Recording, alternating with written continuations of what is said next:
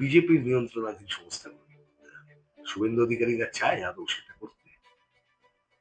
শুভেন্দু অধিকারী তো বিজেপি আটাও দেশ বাঁচাও করেছে, এখন বিজেপি সৈনিক হয়ে গেছে।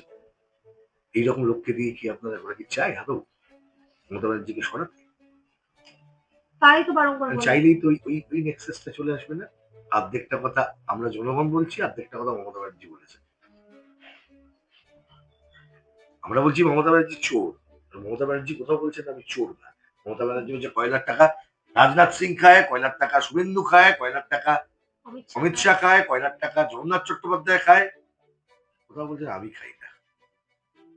তাহলে আমরা চাই মমতা ব্যানার্জি খেয়েছেন কিনা সেটাও যেমন তদন্ত হবে, আর এই শুভেন্দু, জগন্নাথ, অমিত শাহ, কি নাম বললাম আরেকটা, জগন্নাথ, রাজনাথ সিং, এটাও তদন্ত।